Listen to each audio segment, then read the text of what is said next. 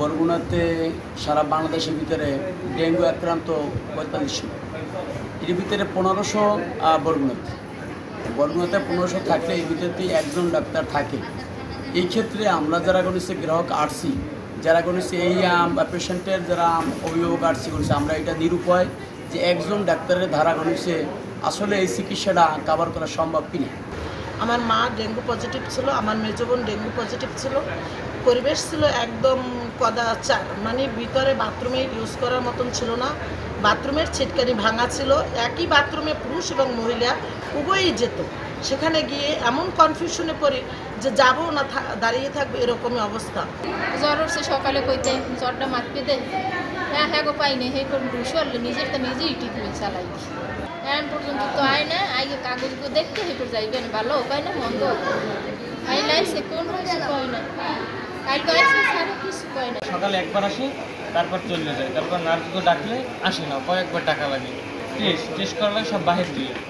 কালকে আমরা করছি সবসময় বাহির দিয়ে, কালকে বলছি আর বাইরে যেতে হবে না, এই জায়গায় করা যাবে 200 টাকা। তাই বলছে বাইরে 300 টাকা না, এই জায়গায় 200 টাকা, তাই তো ভালোই। এই জায়গায় আমরা করছি, পরে রিপোর্ট আসছে ভুল। এই জায়গায় যে ডক্টর করছে নিচে করুক, সেই বলে কি যে ভুল, মানে একদিনে অনেক বাইরে গেছে। পরে বলছে কি বাইরে দিয়ে করে আনো, বাইরে দিয়ে করে আনছি, পরে বলছে যে রিপোর্ট ঠিক আছে। এই জায়গায় তেমন একটা ভালো আমরা পাইতেছি না। ডাক্তারের সংকট এবং ঔষধের সংকট আমরা দেখতে পাচ্ছি।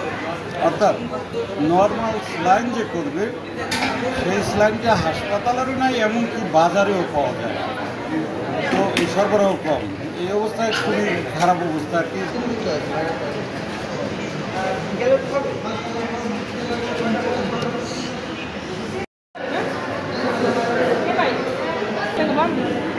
বিকেলে আমার গান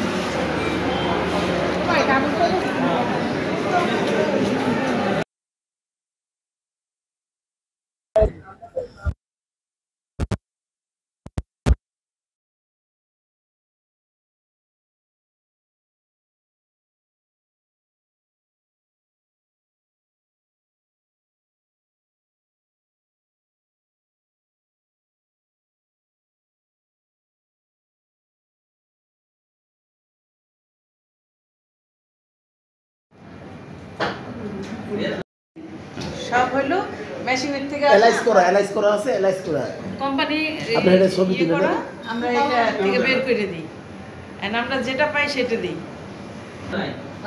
অফিসে অ্যাকাউন্টের সবাই একটু ডাকে।